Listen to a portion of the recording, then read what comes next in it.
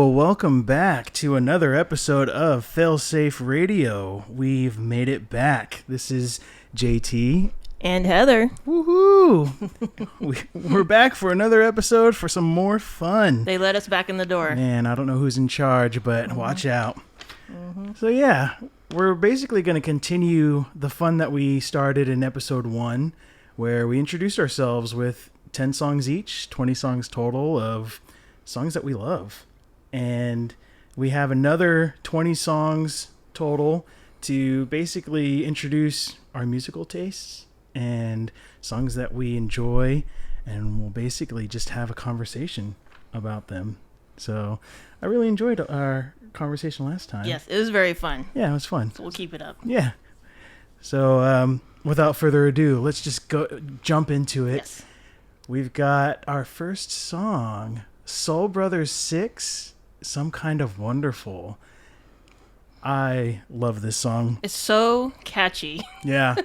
Ridiculously catchy. Yeah. And it was recorded in 1967. And whenever I hear this song, I feel like it feels like being in love. Mm-hmm. The bass provides a nice heartbeat to the song, but the magic for me is in the vocal delivery and the lyrics. Yes. Like, even looking at you right now, one of my notes is you can't help but sway or move to this song or even smile.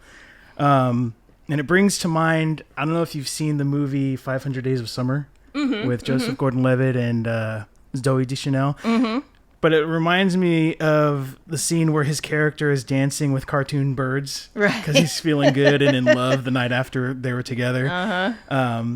I feel like this would have been a good alternative choice for that scene. Yeah. When I originally selected this song, I chose Grand Funk's version because I thought it was their song originally. And then in doing some research, I discovered that I was wrong. The song was written by Canadian-American musician John Ellison and first recorded and released by his group Soul Brothers 6. And that is the version that we have included on our playlist. Any thoughts on this song? Basically, yeah, just what you said, that rhythm, the drums and the bass just carrying all the way through. This song, I don't know why, but it reminds me of being like at a bar playing pool or something, like just having a good time like that. Yeah, I could see it. Something about that. Yeah, very catchy, great, love song, lyrics, all that stuff, yeah. Yeah. I can't, like you said, can't not move to it, can't not have a smile. Just really, really good song. Yeah. And one thing I love about music before the digital era was the rawness of it. Yes. Usually songs were recorded in one take back then, and I love the raw emotion that you get from the vocals. Well, I was going to say, it's like a live, like you're listening to it live. Yeah. The energy in that and all that stuff, yeah. Mm-hmm. Just get it, yeah. Yeah, and a lot of music today is obsessed with perfection or tweaking things, but there's just something special about older music, especially like in this song you can hear like some vocal cracks, emotional cracks when the singer is just delivering his vocals, and you think that you've heard all this song has to offer, but then they go into that different break of "Can I get a witness?" I love it. I love that chant. It's just like, yeah, I'm gonna keep swaying, I'm gonna keep clapping. It's good stuff. So I agree. Yeah, a really cool song. And it's just a really cool story behind how he wrote the song. It basically, long story short, he wrote it for this girl that he was with, but when he got signed, his group got signed, and they were going to be playing shows and touring, recording. It was like she had packed up his bags and made him a sandwich and was basically like, I know this is what you need to do, and I'm okay with that. And he basically, when he told her, or when he was about to leave, he's like, "You're some kind of wonderful. I'm going to write a song about you." There you go. And within a certain period of time, he had this song written on the tour bus after he ate the sandwich. Song or lyrics, music, everything. It was like, that's such a cool story. Yeah. And then it became what it is. Very good. Very good. Yeah. All right, so that was my first choice. Let's go into Heather's first choice. Running on Empty, Jackson Brown. I kind of like we're very similar in our, I think, our mapping out of what we want to do. Yeah. Because this one, I'm picking an older classic song too. Yeah, 1977. this is another one, and it's kind of like Some Kind of Wonderful in that it's just that constant rhythm throughout it. The lyrics are great, very like you're right there with him, in what he's experiencing. What else? Yeah, and then the slide guitar on this there's like a little break in the solo and like all that stuff. So yeah, and just the idea of this song of being sort of like maybe halfway through your life or your career and looking back and seeing. I always think like things that you're proud of and things that you wish you hadn't done. Just sort of taking it all in and just gaining that experience. Yeah, I really like this song. It's funny, listening to this song, there's the audience cheering at the end, and I thought that was like a track. But this song was from his live album, and it's recorded live at a show in Columbia. That blew my mind. Fantastic chorus here. I really like I feel like that's where the magic is for this song. I love the instrumentation of it, and like you mentioned, the guitar lead, slide guitar. There aren't enough guitar leads anymore, right? In music or guitar in general. Yeah. And I just love it. As the song builds, it feels like you're listening in on a jam session. I love how the piano comes in and harmonizes with the guitar, especially near the end of the song. And I love these vocal harmonies in the chorus as well. I don't know when the road turned into the road I'm on. It's a great line. And then, gotta do what you can just to keep your love alive, trying not to confuse it with what you do to survive. Brings to mind how you have to fight for real love. Takes a lot of work and effort, but then you also have the everyday fight, day in and day out, just to get through this thing we call life. Brilliant. Yeah. I'm gonna apologize in advance to you and our listeners for being long-winded, because we were talking before we hit record, and these 20 songs that we have, it's a strong batch of songs in our personal opinions, and I was excited for my 10, and then when you sent your 10... and Overload. I saw them. I'm like, oh, I love these songs. So we'll have to cut back and do 5 songs each. Something to get like more that. out of... Like, yeah, we have to concentrate just a little bit more. Spread it out more, I guess. But yeah, that is Running on Empty. Any other thoughts on that you have? I just really like... being a person now who's lived for a few decades, you as well... respectively, this song means more to me now than it did when I heard it as a kid. I liked it as a kid, but it didn't have any of my own personal experiences to sort of go along with it. But this song to me now, like, it just has that little bit like, oh, now I get what he's talking about. Yeah. And that's the cool thing about music is, like, as a kid, you liked it. Why? Because it sounded cool and it's catchy and it's like in the basics of it, the rhythm and it's a cool rock song. But then as you grow older, you have a deeper appreciation because you're like, oh, that's what this song's about. Oh, going through life I've on seen your some own. things. Yes. I'm running on empty. And like that. And really just making this song personal to you. Like, I know what he's talking about now. I didn't. I really. You always, like, when older people tell you this, their experience is like, oh, wow. But until you kind of go through life yourself, then now you're like, oh, yeah. Yeah. It's like, oh, that's what you were talking about. I've seen some things now. I'm a little bruised up and battered. I'm looking weathered, and I'm feeling weathered. I'm running on empty. Hey. That's it. That's the song. That's it.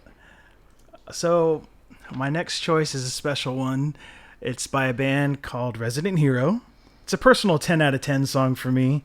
Resident Hero is one of those bands that I feel like I always feel responsible to support and promote at any chance that I get, because I feel like they deserve it. And I'm all about supporting and promoting great art and music.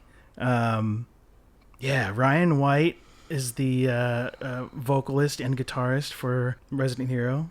And I first discovered them in, I want to say 2005. They opened for Flyleaf when they played a show, and it's like the raw delivery of his vocals Very is cool. what got me. Sometimes he sacrifices technicality and accuracy for the emotion, and I'm here for it. I'm here for it. It brings back It's the a fair feeling. trade. Yeah. It's a fair trade for that. It brings back the feeling of those raw recordings that I mentioned of, older music. And it's like, yeah, Just being in that moment and not worrying about the technical stuff or yeah, it is emotion. Yeah. Just experiencing that moment. Yeah. yeah. And Very this cool. song, like right away, it just grabs your attention and amps up the adrenaline. And I love the point where it pauses before starting into the verse, and it's just like, okay, we're in for a treat here. Background vocals were performed by Andrew Darrow Sutterth of the band Fair to Midland. So that's a cool band to check out if you don't know them. But the story of this song is so cool, especially for us like singer-songwriter types who are creative artistically. The music industry is no joke, and it's only become more cutthroat as time has gone on. So we're hearing it in this song the deepest thoughts of the artist who's been through that battle of the industry. So much pressure to work against, to live up to. But there's also, more battles lost than won, it seems. So the question is, do you give up? Do you continue fighting for your dream? Or more importantly, do you continue fighting for your art? So before I continue on my little rant of this song, what were your thoughts? This is an incredible song. Now, I know that you've sent me their stuff before. I'm sure you've sent me this song too. Yeah, very cool. I love that this intro riff and how it's back in. They bring it back in. Very cool. I love the piano in this. Yeah. Now, don't look at my notes. I'm not. I'm trying not to. I'm like trying to make it look like I'm looking at you, but because I feel like I'm like disconnected, like I'm over here. I'm lost in my thoughts. But anyway, Okay. go ahead. I'm not peeking. No, you're looking. It's okay. Yeah, the piano in this, beautiful. And I love the mix of this clean sounding, maybe grand piano or whatever it is that they're using with that rock guitar. And I don't know why, I was trying to think of what other bands do that. And I know that there are other bands, but the only other one that's coming to my little brain here is Queen. Ooh. Just a big epic, like that big epic thing with the piano, classical piano and rock, So anyway, they were just, the song in that mix of piano and guitar reminds me of a Queen. And yeah, just really emotional song, relatable for different reasons, Yeah. Yeah, very cool. Very cool. Yeah, I mean, and there's so many great lyrics in this song. I saw the world for what it was, and I'm a long way off. Yeah. I tried to be a better man, but look what I have lost. The pressure. But you have those lyrics, and then you have the way Ryan delivers the vocal, which takes it to a deeper level. I love the climbing falsetto, but then he goes into like a gravelly change up because he's like, the pressure comes across as almost like a plea or a cry for notice. Like, I'm here. I'm feeling all these things. I've seen what I've seen, been through what I've been through. And yeah, stand up and hold your brother up against the fight we lost. Man, Ryan White, if you're listening, 10 out of 10. Bravo. Fun fact. I actually reached out to Ryan White about this song through social media to kind of like get some of his thoughts on the song. So some things that I'll share. He mentioned it's in his personal top 3 of songs that he's written. He thinks it's about as good as he can write a melodic rock pop song. He's never been one to be super proud of his work because it makes for lazy writing, but he's very proud of it. And I fully support him on that sentiment because it's quite the song. Yeah. And then another point that he made was that he personally wrote it about trying to accept being a leader to some in a world he didn't feel like he belongs in. He sees himself more as a painter than a musician. And he said, if that makes any sense, Yeah. it does. Brilliant. And seriously, what a talent. And I think I've shared this album with you, Look, But like that album is one of the albums for me that has no skips. And I know my wife, when I shared it with her when we were dating and engaged, like she loved it too, and she still loves it to this day. Like, yeah, each song is a masterpiece in its own right, and you know, I'll confidently say that sometime down the line, I plan on doing a full album discussion on it somehow, Yes, somewhere. I was just gonna say that. Yeah, This feels like it's going to be featured. Yeah. Featured artist, featured album Definitely. episode. It'll be awesome. So that is Resident Hero, The Pressure. Let's move along here. And we've got Outstanding by the Gap Band. Whew. Great transition there from like a rock raw song to, hey, we've got like a groovy Yes. song here. Yes. Okay, so this was your choice. Yes. And why did you choose this song? I love this song. It's just a great song. This is another one. I don't know. Yeah, I think we said this in the last episode too. This running theme of just that very, you could call it simple because it's only maybe 2 or 3 chords going through and just repetitive, just repeats. And they're perfect. And they just are just, like I'm listening to this song right now and my shoulders just relaxed. I'm like, oh, I love this song. It's just happy. I don't know. What did I actually write down in my notes? The smooth bass line. This part right here where it's a matching octave. Love that. Yeah. And yeah, just the constant groove throughout it. Just moving, grooving, Definitely. relaxing, having fun. Yeah. I one thing that I've noticed about myself when I'm not critiquing but like taking notes on songs is a lot of times I'll notice the bass line. And this song is no exception. Like the bass to this song is just funky. And I also noted that the bass line of the song, the horn section, the instrumentation overall is just infectious without being over the top. And when you listen to the vocals, there's like a calmness or a confidence to the vocal delivery, almost like you can't help but smile and sway as you sing it. Like, you blow my mind, baby. Like it's amazing. And yeah, you hit it right on the nail there where we're talking about how it all fits together. Because that's what I put. I love how everyone is really tight in the band and in unison. They complement each other. They're working together, but without like sounding competitive, Right? Or right, they're overpowering each other. And even when the lead vocals go into the ad libs, it's tastefully delivered. It's not like, oh my god, there he goes again with another run. Just and I think all that enhances the listener's experience to this song. Good choice. Thanks. Yeah. It's just one of those, you don't skip it. If it's ever, if you ever happen to be listening to the radio and it comes on, you're not changing the channel. Yeah. You're turning it up and you're just. I'm turning it up. I'm going to roll my windows down. Yep. And I'm just kind of, have one hand on the wheel, one arm out the window. Yep. Yeah. Good stuff. Good stuff. I love the Gap Band. Okay. Etta James. Etta. I'd rather go blind. Yes.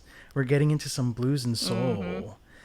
You know, a lot of people would probably choose At Last if choosing a Etta James song, but I love this song. And, you know, I love my emotional tearjerkers. This is, it catches my ear, just so many levels of this song. The back and forth, there's a moment here and there where her vocal does like a call and response with the horns. And I thought that was such a cool choice musically. It's almost like a conversation between the two that make my ears happy every time I hear this song. What are some of your thoughts on this song? Slow dance song. Just something sad, heartbreak vocals. Like a final slow dance? Yeah. Man.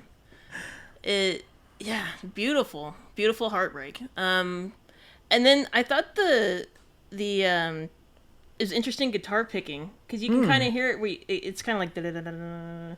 I don't know. Okay. They're not. Now that I said that, they're not doing it. But Oh, if you kind of listen to the guitar, it's just some. I just listen to it. noticed that you can kind of hear it going. Da-da-da-da-da-da. Yeah. I just thought that was interesting, and it's because you don't. I can't think of another song that's does that. Like plucked that way or Yeah. picked that way. That's an interesting note. I'll have to. Like, I'm distracted by the vocal and the horns and the the piano roads, and I'm gonna have to like listen deeper into the guitar. I like that. Yeah, but yeah, go very.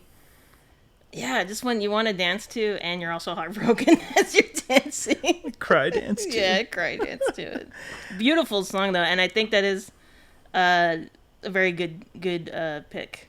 An Etta James. This Etta James song instead of that last. So. Yeah, this is probably one of two of my top Etta James songs. The other one, I was debating between this and My Dearest Darling, which is more of a happy love song, but just you're gonna go Heartbreak, aren't you? I'm gonna go Heartbreak, and you hear the vocals that she's laying down in the studio, and like it brings new life to some of the lyrics that she wrote. And like looking at the lyrics is very poetic, and it's like telling you a straightforward story. But then, like, she could have simply sang, "I would rather go blind, boy, than to see you walk away from me, child." Effective, just the way it is. But the way she sings, "I would rather," pauses, "I would rather go blind, boy," like emphasis, and like, oh, she's in it. She's in her feels. She's experiencing all the emotions right there in that moment. And yeah. And then I think it was in the fourth verse, she's like, I was just. And the third time, I was just sitting here thinking of your kiss and your warm embrace. Musical poetry at its finest. Yeah. Yeah. I can't get enough of oldies music, and I like how we had a good mix this episode of like oldies and some new. I was gonna say your picks. If I can jump, I'm not gonna say who you picked yet, but you've got a good amount of blues music or blues inspired music. I like that. Yeah. I'm glad you noticed that, because when I was looking back and listening back to episode 1, I'm like, okay, these are songs that we're picking to kind of, or choosing to introduce ourselves with. And like one thing that I feel like represents my taste is just some type of bluesy soul. I felt like that was kind of missing in my last batch. So I'm like, let's get a couple other standards in my collection to share. Let me just ask you this, since we were talking about the picks. So for mine, for the last episode, was most of those songs are basically songs that I listen to on a regular basis. I pretty much picked them off my work playlist, right?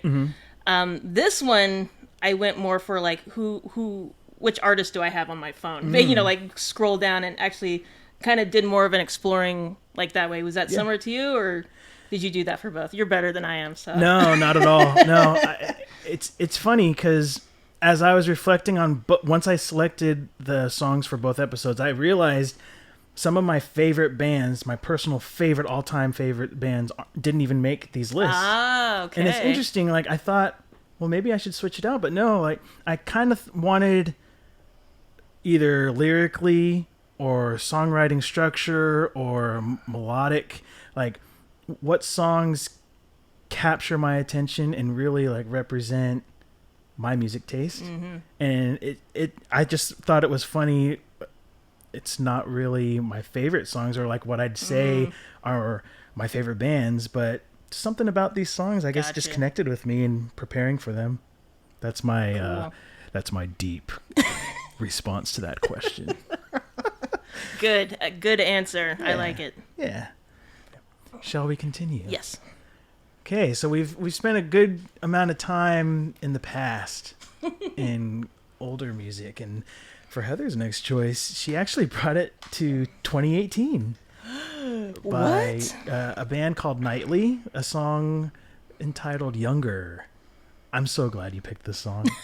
This was actually one of the ones where I kind of just smiled at myself when I was like, she picked this? She picked a Nightly song before I picked Nightly? Bravo, great job. Yeah. So why'd you pick this song? Excuse me. Well, this one, you sent me you were sending me their EPs, I think. And you're like, you gotta listen to this. And I was listening to it. I really, really liked it. And then I got to this song, and I was like, not even to this chorus part, and I'm already like choking up. And then I was like, okay, drop my phone. Like, okay, you got me. I love it. I love it. The song is perfect. This song, the way this song makes me feel, is how I want to write songs. Like, I want this feeling in my songs. Just an acoustic guitar, obviously. Yeah. Acoustic, that sort of melancholy, lost love type of lyric, and just the airiness of it, and the background, and the melody, like the production of it, the writing, the lyric, like all of that is how I want to write music. That's what this song is to me. That's so why awesome. I picked it. Yeah. It's funny. My first note is this song reminds me of Heather's songwriting style. I love that. Well, that's cool, man. No, it's cool because like I could imagine when I hear this song. Every time I hear this song, and we've never even spoken about this. No. Every time I hear this song, I imagine it could be something that you would have emailed me a demo of, and been like, "Hey, awesome. I came up with this thing while I was watching TV on my couch." Brilliant. Like I broken record player, brilliant. Nightly's become one of my favorite newer bands over the last few years, and I think they have a unique sound. There's a lot of bands out there that have like that shimmery, synthesizer heavy, I don't know, glittery alternative pop. But something about the way that they do it and they deliver it, Jonathan's voice is like, it has this nice blend of rasp and softness, but he also is able to emote it. He may not have like a huge vocal range, but he knows how to use his instrument. And each song is a cool, different experience of theirs. But then you have it mixed and paired with incredible lyrics. They have great lyrics. And a cool fact I learned from this song when I looked it up, I didn't know, is it was actually produced by David Hodges, which is a huge name in the music industry, and you're probably thinking, who's that? Well, David Hodges is best known as one of the 3 original members and songwriters of Evanescence. And since then, he's worked with artists like Ed Sheeran, Blink-182, Kelly Clarkson, and Avril Lavigne on some major hits. Major hits. And he's just more of a behind-the-scenes guy now, songwriter, producer. So I thought that was pretty cool to see. Something that you don't see very often now because the lack of physical copies of albums where you have the liner notes to look through. Right. But I was the loaded gun, you were the reckless one. I love that line. Very image heavy. I think my favorite lyrics are the second verse though. I still like the way your name sounds. When our friends talk about you, I hate the way that it all went down. You took it the hardest. All those promises, tangled silhouettes, feels like another lifetime. Yeah. Beautiful. And the song's got a good, slow, steady build. Yes. And when it peaks, it's like, it just feels good. It feels right. And then it wraps itself up in a tiny, like a pretty bow at the end, and just like, a beautiful present. Great choice. Thanks, man. And it's cool because it's like a different sound in their in their catalog. Yeah, it is. That's why I know. I always like them, and of course, like I said, I'm a broken record player. Acoustic guitar, I'm in. Like, yes, those are the ones I really, really like. It's great. Yeah, solid choice. Great song. Yeah, a little modern English for you. I Melt With You. Chosen by yours truly. What a classic feel-good love song. Proving once again, like the note that I put for this song is simplicity is effective when it comes to songwriting. This song proves you don't need vocal acrobats and music effects and all kinds of bells and whistles, as the people would say. If you write a catchy chorus and you can deliver it sincerely, it will connect. And I love this song. What do you have to say about this? I love the way the guitar sounds in this. I want to say that's a chorus effect that they're using. It's great. I think it's 2 chords. If I was to guess, I'd say it's a G and a C chord, just back and forth like that. Perfect. Classic 80s song. The break coming up here, I think there's a piano in it also. Yeah. Love that part, and then right back into it. Also, I have a side note here. I believe this song was used in a Burger King ad. Really? And I'm not sure what it was, but something about this song also reminds me that I want to go get a Whopper and enjoy that and this song. So that's sort of where my brain connection is. That's possibly the best note that I've ever heard on a podcast. Like I'm visualizing dancing burgers with melting cheese. Something's melting. It was something melting. Melt with you. I'll have to look it up on YouTube. I'm sure it's burgers out there. are dancing hand in hand, melting in the grill together. That's right. Yeah, this great song. Sounds so happy, positive, but then when you look at the words again, like it's got some content in it. The vocalist Robbie Gray, he described England at the time of the song's writing as a bleak place due to the ongoing economic downturn. He was quoted as saying there was no money, there'd be no power, you'd be at home with candles, and these conditions and his fear of a nuclear war are what inspired I'll Melt With You. Wow. So yeah, like the song depicts a couple making love while an atomic bomb is dropped. And he described the song as a love song, but more about the good and bad in people. So, yeah. So he didn't write it about burgers. Not about burgers, no. But somehow that fits. That might have been an interpretation from Burger King. The world's gonna end. Eat a Whopper. I'll melt with you. Now I'm hungry. On that note, let's switch gears here. Heather, you chose a Janet Jackson song. When I saw this song on the list, I have to admit, I got it really excited. Love Will Never Do Without You. It's one of my top Janet songs. Yeah. I would say that's my favorite. This is my favorite. And that she has a wonderful collection of songs. But I would say this is the one for me. Absolutely. What made you choose it? Can you hear it? I can hear it. Let's listen to it. And I love that you sent the album version and not the single version. Because that intro... Not in the single version? I didn't even know that. Yeah, this the is like intro the and way then the I know long it. outro. Like, yeah. Oh, yeah, you're right. I can see right there, 5 minutes and 50 seconds. You're right. This is the only way I know it. Me too. It's like empty. It's just, I think I'm hearing a beat, and it's either a bass or like low keys on the keyboard playing that. Dun, dun. Dun, dun, dun. And I love that. And then it's just her singing over it. And then right here, you get some of that melody, background melody, kind of building it up. Beautiful. I love how simplistic it is and how powerful it is at the same time. It's just, and you're just moving to it. Yep. And this is one song that I'm happy when it comes on, and I'm happy when I listen to it, and I'm happy after it's done. I'm like, it's great. I wholeheartedly agree. It's cool. When you hear this song, at the time, it was a different sound for Janet, and it was a different look for sure.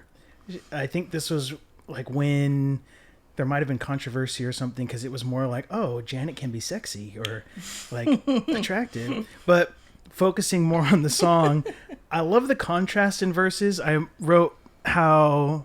noted how she began the song singing in a lower register. Yes. And then when the second verse hits, she's like a bit more projection up higher. It hits you in the face in the best way possible in the higher register. And fun fact about this, Jimmy Jam and Terry Lewis originally conceived this song as a duet, potentially featuring male vocalists, and they were hoping for or thinking of Prince or former New Edition members Johnny Gill or Ralph Tresvant.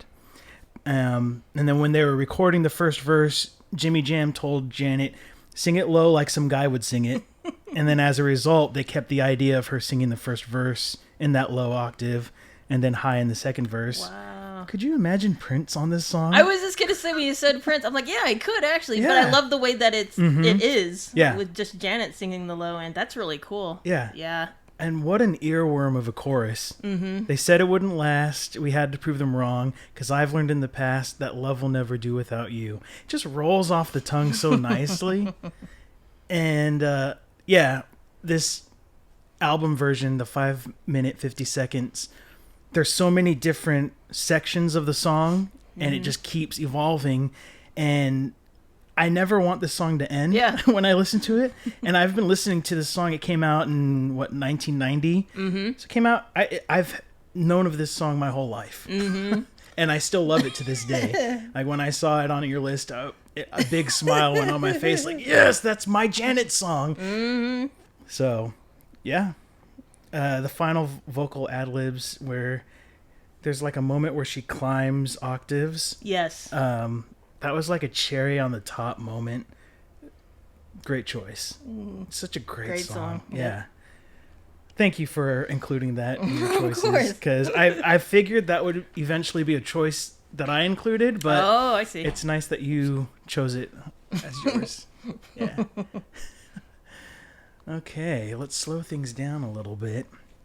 We've got Let Go by This Wildlife, featuring Maya Tuttle.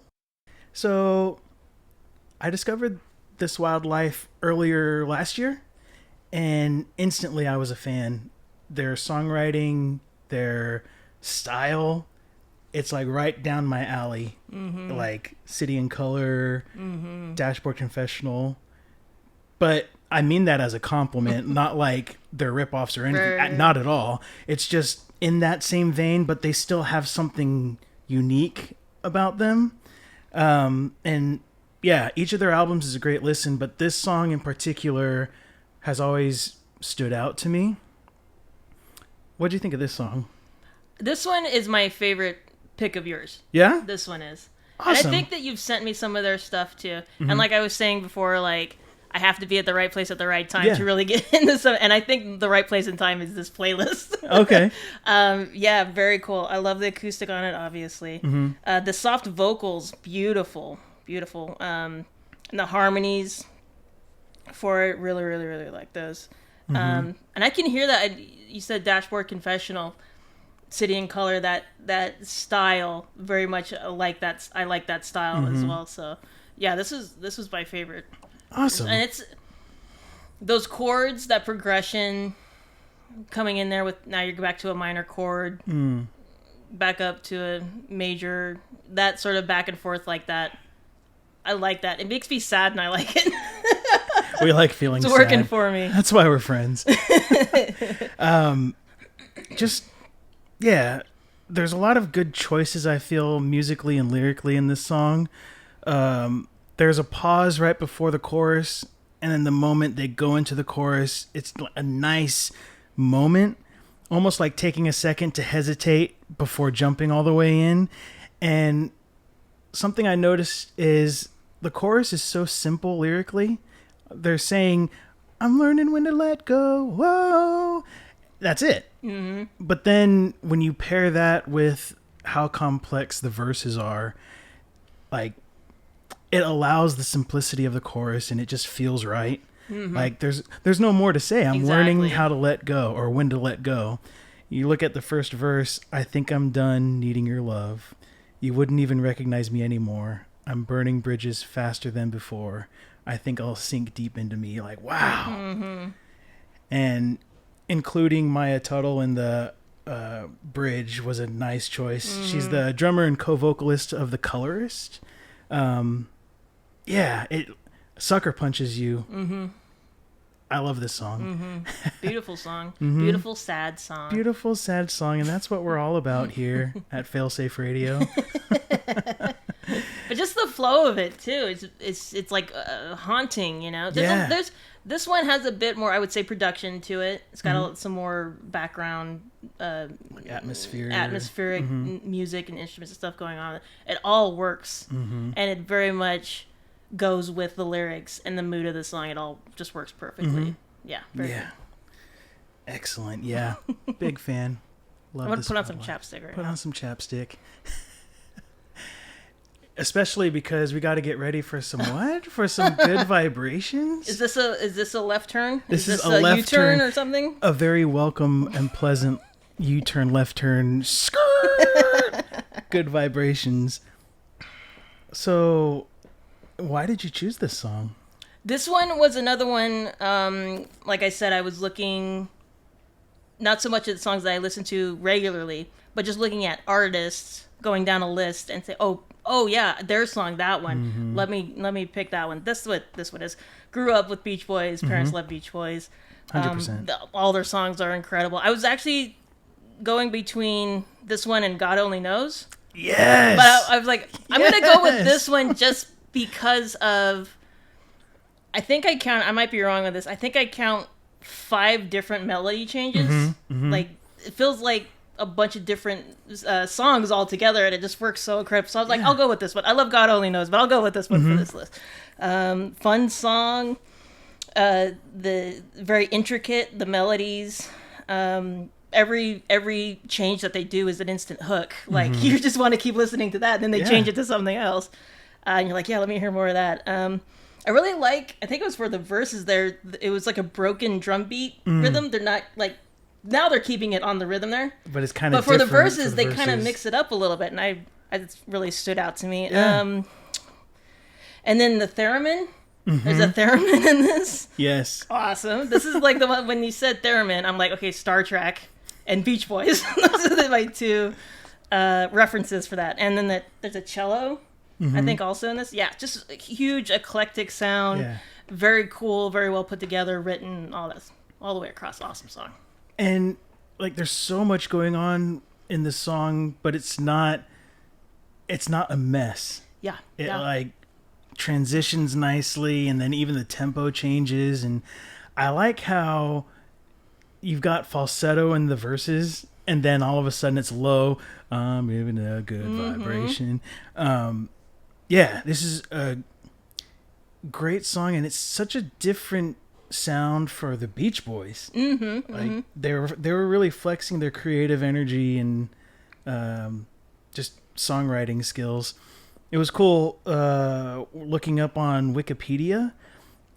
They had over 90 hours of tape in these sessions of just making melodies, and it's like Brian Wilson recorded a surplus of short interchangeable musical fragments, and a host of session musicians at 4 different Hollywood studios from February to September 1966.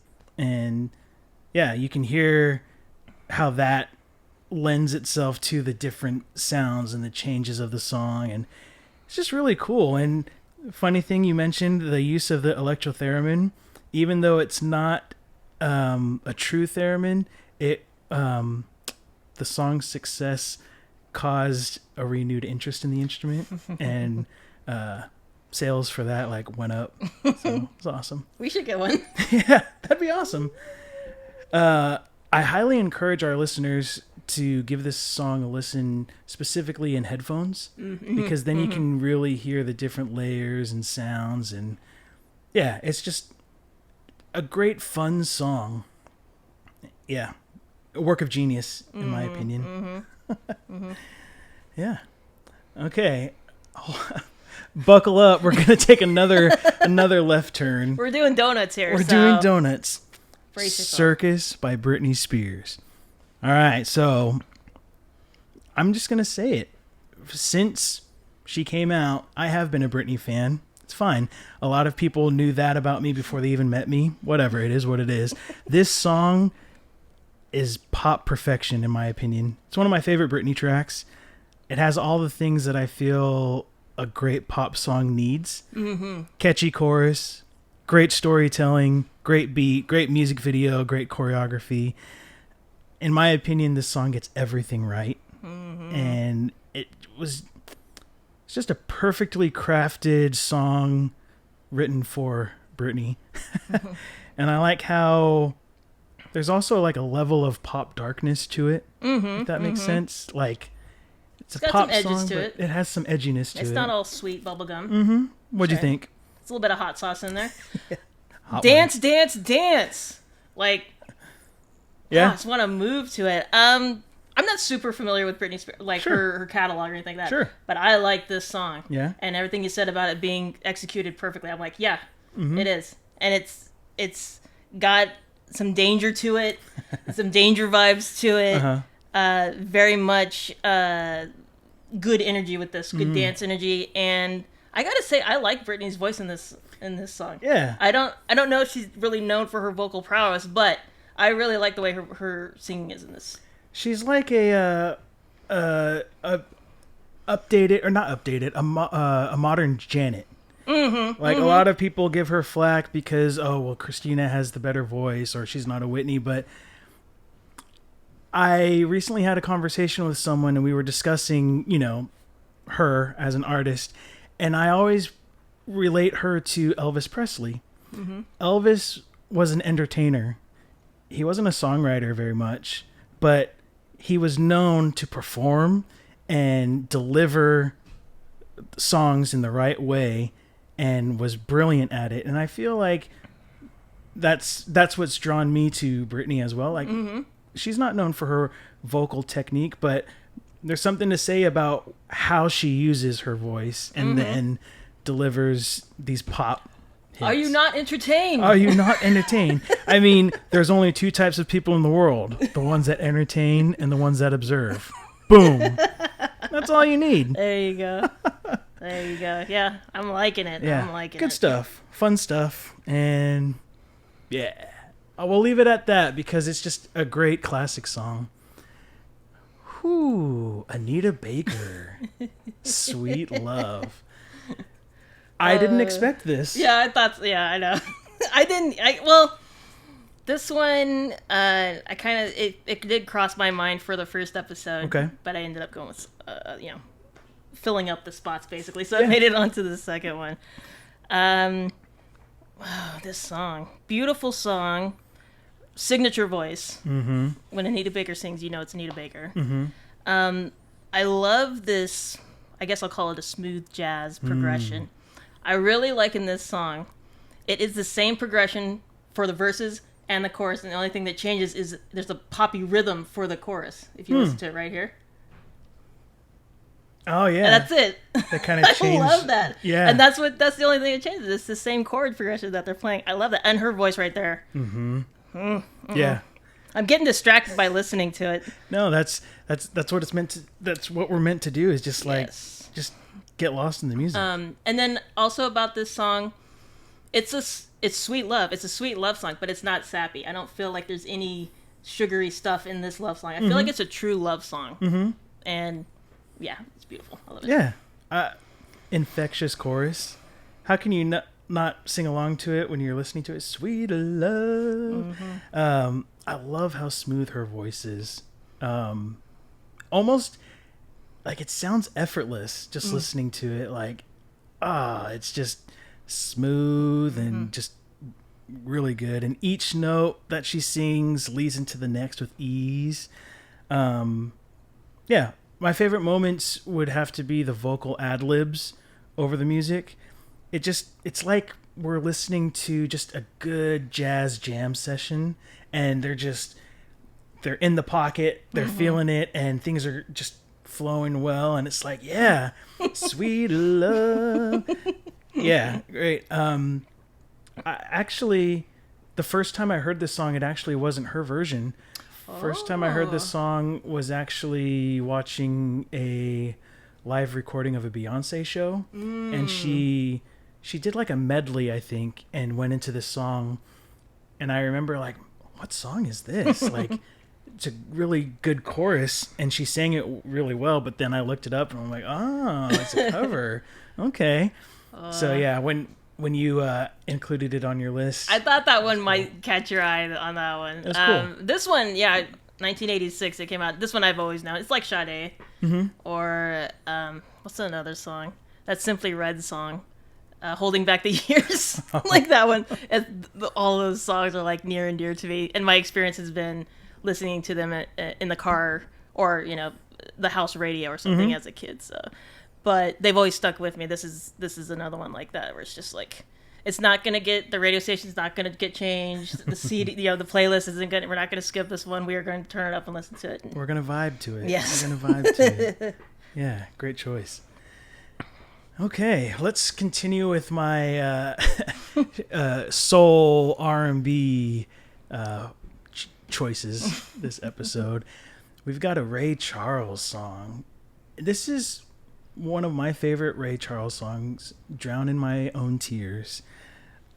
I mean, it's Ray Charles. What can you say about Ray Charles? He is one of the legendary musical geniuses. And when I listen to Ray Charles, it reminds me of my grandpa on my dad's side. When he passed away, I inherited some of his records, and one of them was Georgia on My Mind, Ray Charles. And so, I don't know, we never listened to him together or anything, but for some reason it just, Ray Charles, I think of my grandpa. Yeah. His vocal on this song, and the piano, and just it's just so it gets you. It's like he's just like pleading and just gritty. And great incredible lyrics. Like what Ray Charles does in the way that he delivers the lyrics, it really just enhances what he's saying. And I think it's actually a cover song. Oh, really? Yeah, he didn't originally, or it's not his song, but this is the best known version of the song. It was originally recorded by Lula Reed, but I think just the way that he delivers it vocally and the way that he plays the piano and everything, I think that's why it's the best known version of this song, because it's just like, you can't deny, like, he made it his own. And there's a point when he says, if you don't think you'll be home soon, his voice quivers. And it's like, I love those little moments, just like, Yeah. It's great. I got really long-winded. Heather, Like, you share covered your it. thoughts of this. You covered it. Yeah, the way he sings this song, it's like heartbreaking. It's so funny. It's a very like low tempo. It's a slow song, and it just kind of, you feel like his heart is limping. You know what I mean? Yeah. Like he's just broken. That's how. Yeah, that's like how this song is made. Like that's what I'm picturing and stuff like that. I really like. I think it's the ending chorus with the vocals and everything. Oh, it's so sad. But again, yeah, bluesy, heavy blues music. Oh, here we go. That. The little background vocals. The little background vocals. Yeah, very good. Good song. Yeah. Love me some Ray Charles. Love it, love it, love it. All right. You have to explain this? yourself. I know. You have to explain yourself. I'll Still Be Loving You by Restless Heart. Yep. Country song from 1987? Why is it on here? Not that. Because I actually... Why is this on here? I actually enjoyed this song. There's nothing... I have nothing against the song, but this was probably the most shocking selection. Yes, I know. So I put it on here. Okay, In a good way. Okay, let me explain myself. Let me actually explain myself. Yes. So if their song Younger is how I want my music to sound, Restless Heart is how my music actually sounds. That's like my connection. The way this song is, and this is another one, yeah, I've listened to it like forever. This is pre-MTV for me, so I was very much into Restless Heart, like early Garth Brooks, like all this stuff. The way this song is put together, that's how I write. For me, like in my head, this is like the stuff. I love this song. The way the intro guitar is, that slow picking. Yeah. I'm like, yeah, that's my song. So pretty much I put this one in here to give you a bit of an idea of where I'm coming from when I write songs. I and my feel that. and my experience and influences and stuff like that. Your foundation. So that's pretty building much blocks. like where's my notes at? Yeah, roots. I got roots. That's my roots.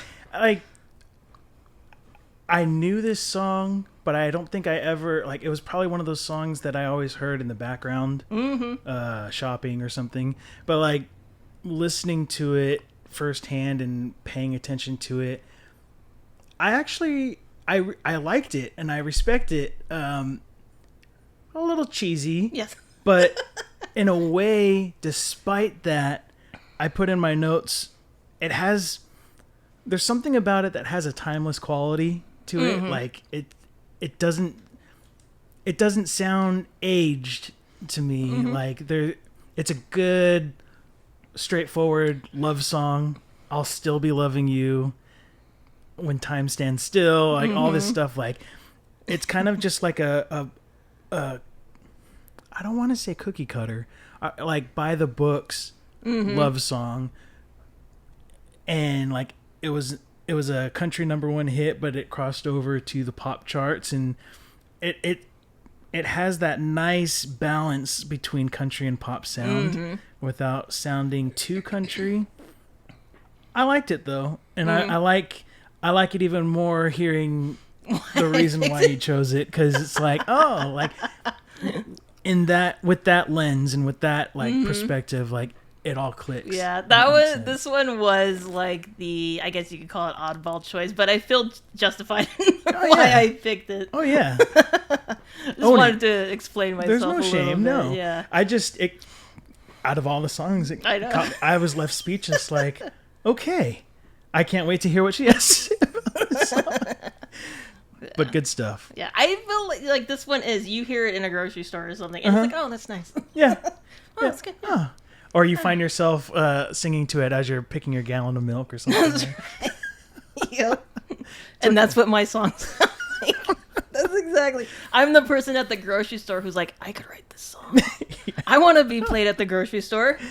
I could do it. Without being too overly sad. That's right. All right. I had to include this next song. This is hands down probably my favorite song ever. I Can't Make You Love Me by Bonnie Raitt. And storytelling, music, everything about it breaks my heart every time I hear this song. Just with those first chords and the light drums, yeah, my heart begins to break. And yeah, this is my form of self-torture. Bonnie Raitt, I Can't Make You Love Me. What do you have to say about it? Or what are your thoughts? Yeah, pretty much like the same thing. This is another one too that I've known forever. When was it released? 91. Yeah, 91. And this is another one too that the older you get, it kind of hits you in different ways. And this one does too. Like, you kind of like it a bit more and it's a bit more heartbreaking than when you were 10. Yeah.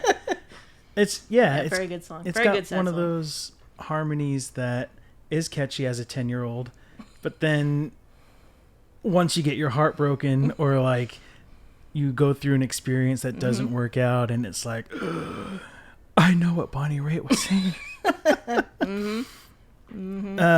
Yeah, and this is one of those songs where any version, any cover of the song, I'm going to stop and I'm going to give it a listen. I love this song that much.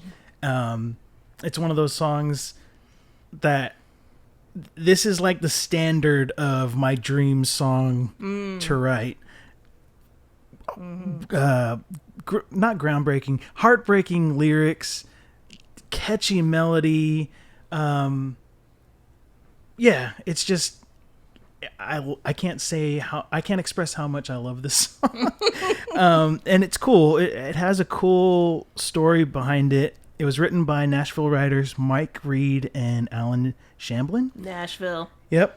They're Shout well out to noted Nashville, for their knowing successes. how to make those songs. Yeah, in the country music arena. The idea for the song came to Reed while reading an article about a man arrested for getting drunk and shooting at his girlfriend's car. Wow. The judge asked him if he had learned anything, to which he replied, "I learned, Your Honor, that you can't make a woman love you if she don't."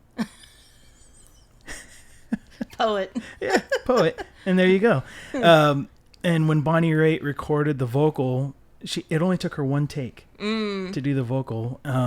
She said that it was such a sad song that she couldn't recapture the emotion of the original take. She said, we'd try to do it again, and I just said, this ain't going to happen. So Well, it's perfect. Yeah. What a great take. And it's cool because when I hear this song, there's a song that was released that, like, in my own little mind, my own little world, where I make a play out of songs or of something. All I Ask by Adele. I feel like that could be like the sequel to this story, or like a companion song. So for our listeners, give that song a listen to after listening to I Can't Make You Love Me, and tell me that those two songs aren't great. And listen under supervision. We don't want you by yourself. Yeah. I digress. Be careful. Use with caution. Use with caution. Proceed with caution. Okay, we've cried enough. Let's dive into a love song. Okay. Another song that I didn't expect to be chosen, If I Ain't Got You by Alicia Keys. The Alicia Keys. So what caused you to include this on your list? I don't know. I just love this song. This was another one. Found her name on the list. I was like, ooh, this one. Let me pick one. And this one immediately. I was like, yeah, this one. Great love song. I love, like, this style. It reminds me of Ray Charles too. Yeah. That rhythm of it, that shuffle, slow shuffle. I love that. The lyrics. Just wonderful lyrics. Yeah. And then this build up right here, where it kind of the tempo kind of, or just it fills in a little bit more, and you can kind of sense, you kind of like anticipate, okay, this is gonna go somewhere pretty awesome. Yeah. And then here, like that build up, I love that. And then the chorus, awesome chorus. Yeah. Awesome chorus. So yeah. Like, there's a reason this song became the mega hit that it is, and yeah, it just hits all the right chords, pun maybe intended. It does. As I mentioned and pointed out on another show with a friend, I like to point out with this song that Alicia Keys is a sole songwriter. She wrote the music, the lyrics by herself, and you got to respect her skills there. Yeah, how can you not love this song? You mentioned that part in like the pre-chorus, some people live. Like, I love that it kind of like sways, it changes, like it has a shift in feel. There's a point. Yeah, this is a great part too. 3 dozen roll. Yeah. Yeah. There's a part, she says, some people live for the power, for the power. There's a little crack or something in her voice that just, she rounds out that note, but it's like, ooh. Yeah. And I love how in the second verse, she, there's like that 3-note emphasis, that dun-dun-dun-dun. Yeah, it's good. What a song. And yeah, you can't help but sing along to it and just like close your eyes. Song is and like just champagne. Yeah. Just, that's a good one. That's a good one. Top shelf. Champagne, the finest. Pinkies up, my friend. Any other thoughts on? Nah, it's just great. That's why I listen to it. Yeah, it's a good one. Ooh, bluesy Beatles. Don't Let Me Down by the Beatles. The guitars, you got Rhodes keyboards, vocals, lyrics. I love everything about this song. The cool thing about it is it was a B-side. It actually wasn't included on an album until, I think it said 2003, when they remixed and remastered right? Let It Be. I thought that was cool.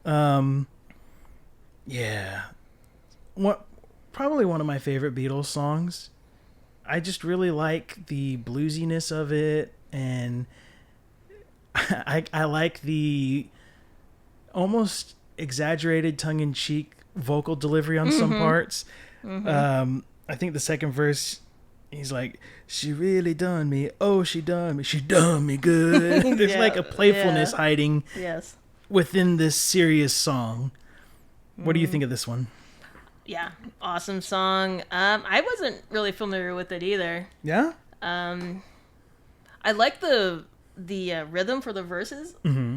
This part too, this little break here, kind of changes it up a little bit. I wasn't expecting these major chords in here because it was a blues. In blues, you use a lot of sevenths and stuff like that. Give it that blues feel. And now as we're coming back up, this kind of sounds like classic Beatles to me a little bit. You know? They like the marching feel. Yeah, that march feel. And then they're gonna go right back into the blues. I thought that was pretty cool. Yeah, this chorus. Another simple chorus, but very effective. Don't let me down. Yeah, that's why I feel like when we talk about choruses and stuff like this, you there is no need to really elaborate and use a lot. We're kind of like putting the punctuation mark at the end of what we're talking about for the chorus. It's like that's just you just want to get to the point, basically. That's you a know good what point. I mean? Yeah. See, And it works. I have a problem. Like a lot of things in life, of overthinking when trying to be creative or writing a chorus, that going back and listening to these songs that we've chosen, that is something that stands out to me that I'm learning from, is like, oh, don't overthink it. Sometimes simple is better. And some of our favorite songs, it's one line sang 4 times. There you go. Maybe they sing it differently to drive the point home or tear your heartstrings or something, and that's like that can be a challenge with songwriting, is trying to condense this idea and this thought to pinpoint it and make it fit within a certain structure of what you're trying to do to it, like again trying to get to the point, because there's so much so much space out here. You could just grab all of these things, but you're like, you kind of just want to, it is a challenge to make it fit into what you're trying to do, as far as like with the music, with the rhythm, the lyrics, you know, the rhythm of the lyrics and stuff like that, and what you're trying to do. So, but when you do it, it's awesome. And you're like, thank you. when it fits just right and it works like magic. A 1993 track, "Good" by Better Than Ezra. I really appreciate how you included this in your picks. Go ahead. This one, all right, so this was the end of the country era for me and the beginning of the MTV era. This is, let's see, what year? 93? 93. Okay, I didn't hear it till 95. Oh, sorry, yeah, February 95. I'm sorry. Okay. Yep. That was just I got lost in my when we notes got cable. there. This video was on MTV constantly. I don't know, just loved it. Love the guitar riff, love the bass melody. I feel like this one, if we ever do a bass heavy playlist or bass featured playlist, this would probably be on it. Yeah. Just because it's in my brain. Yeah. And very cool song. Like I said, end of country onto bigger and better things with MTV. It's a nostalgic pick for me. Yeah. I like it. It's a good nostalgic pick. It like really does make me think of that 90s rock scene. And yeah, my first note was the first thing that catches my attention is that bass line. It's like a good, and it's a simple progression too. It is, but it's good. It works. It's good, like the song. Yeah. Hey. Yeah, I thought it was cool reading the background of the song. Clearly, the backgrounds of songs and like what makes people come up with these ideas for songs and stuff really interests me. So even though it was released in February of 1995, Kevin Griffin wrote the song in the late 1990, early 91. And it was a part of the band's set list for several years before it was actually released as a single. So his simple 4-chord pattern and strong modulation was inspired by Bob Dylan's mastery of the 3-chord structure. He mentioned that he wanted to talk about the positive things that come from the end of a relationship. There's always hurt feelings and everyone's guarded and it can be traumatic, but when the dust settles, it was about looking at the good things, no pun intended, that you got from that relationship. How did you grow? What did you learn emotionally? And to experience some stuff. And in this case, it was just kind of reflecting on how this person changed. Awesome. Very nicely delivered idea with this song. And it doesn't sound sad. Like, yeah, it's a good jam song. Good stuff. Better than Ezra. it's funny. I knew this song, but I wouldn't have been able to tell you the name of it or who it was by until now. So thank you for that. You're welcome. I got educated. So we've come to our final two picks. My pick is by one John Mayer. I'm Gonna Find Another You. This comes from John Mayer's album Continuum. It's the closing song of that album, and it's probably my favorite song on that album. It's bluesy. He's using, like you mentioned earlier, he's using like seventh chords and everything, like his progression, but then you don't hear John Mayer use falsetto very often.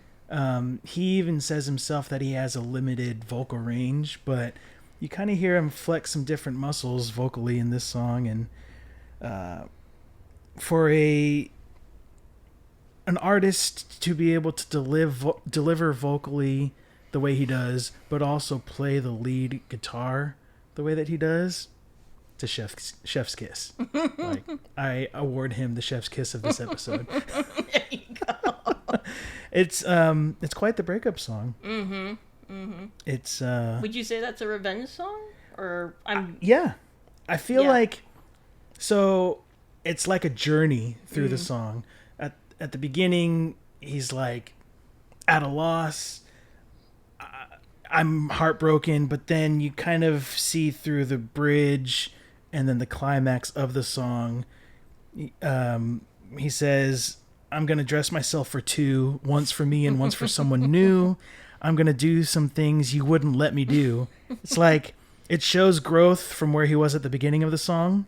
And maybe he realizes that he will find someone new and not just someone to end his loneliness and longing for her, the mystery her. And the horns, like, I love this song. So I counted 5 blues, either straight up blues songs or blues infused songs on your playlist. Really? Yeah, good job with that. Thank you. It's a vibe. Yeah. And you know what's funny is, like, I don't listen to straight up blues on a whim or anything, but there's just something when I hear a good blues song catches my attention, and vocally when I try and sing, like, there is some of that in there, some type of bluesiness to it, like some soul. Just gotta, it's in my blood. There you go. And I would say too, when it's an artist who maybe doesn't play much blues, but you can still sense it in their music and where they're coming from. And then, well, John Mayer does. He's definitely blues influenced, but this one sounds like a Ray Charles song to me. Again, it's that slow shuffle. Yeah, there it is. Great guitar playing on this one too. I like it when he sings the falsetto. I think that's my favorite part of the song is when he does the falsetto. Yeah, well, it's a great song. Yeah. Any other thoughts on that one? John Revenge Mayer? song. I was like, it's a nice revenge song. It's great. It's great. Like, stick your tongue out. Like, I'm gonna find another you. Yeah. Yeah. It's a different kind of crying that we're doing to this song than the other songs. Yeah, like shouting from the rooftops, I'm gonna find another you. I'm over you. Okay, and our final song for this episode, You and Me by You and Me. Who is You and Me? Well, first off, the fact that they have a song named after them, that's a boss move right there. But for those who aren't aware, You and Me is a side project collaboration between Dallas Green of City and Color and Alicia Moore, better known as Pink. And this is Heather's choice. Heather. It's my final pick. Yes. Oh, this song's gonna make me cry. It's such a great song. Acoustic. You could guess, right? Harmonies. 2 incredible singers coming together to do this group, and I think they only have the one album out. I don't know if they're doing anymore, but this album is incredible, guys. Yeah, check it out. There's and Whispers. It's called Rose Avenue, right? That's what it's called. Yep. There's Whispers of More. There's Whispers that they've written an album's worth of songs, but behind the scenes politics and such with record labels are messing with the release of that. But I'm eagerly waiting. Yes. Yeah, this Dallas Green, City and Color, amazing artist. Pink, absolutely amazing artist, amazing voice. Mm-hmm.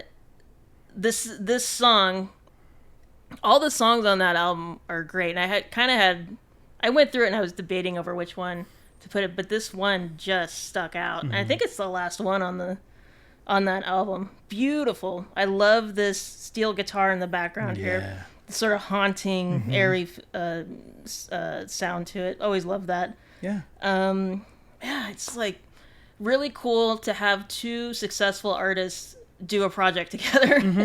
It's really cool to see like where they're coming from. They're already established, and then you just think, okay, now we're just gonna get to create stuff. Yeah. So yeah, very cool. I noted that I'm a fan of both of their songwriting styles individually, but this song and the album as a whole, like you said, it's a special moment in music because you have, like you said, the two different artists that came together to collaborate and make music simply for the love of being creative, being friends. I think what happened was Pink was a fan of City and Color, asked him to be an opener on one of her tours, and then they became good friends, and they're like, hey, let's get together. And they wrote and recorded this album in 2 weeks. I remember hearing something like that. And when you listen to the album, there's no skips. Each song is incredible, and just raw songwriting and collaboration, just straightforward music. Yeah. And I had to point out there's a moment where they sing, well, some days are better than others. When they hold that days, it's like, yeah. And then the outro, they start doing a call. The whole song, they're singing together and harmonizing. But then in the outro, they start doing a vocal call and response with each other's voices. Yeah. That great. Opening guitar riff. Goosebumps. Yeah. Yep. I love it. What an incredible way to wrap up our 20 songs. That was a great selection, Heather. You too. Yeah. I enjoyed this. Awesome. So with these first 2 episodes, we have successfully introduced ourselves and our musical tastes. So what does the future hold? Well, we're planning on the next episode, episode 3, being some of our favorite cover songs. And we're looking forward to that. I have to say, this probably will be the first of a few future cover episodes because there are so many great cover songs out there. It's hard to narrow them down. So we look forward to sharing that episode with you. Be sure to like and subscribe and comment on all our socials. And if you like this show, feel free to send it to your friends. Share it with people. We love it. We love music, and we love talking about it, and we love that you enjoy listening to us talk about it. So thank you. Yeah, that has been us as Failsafe Radio. We'll see you next time. All right, thanks everybody. Bye.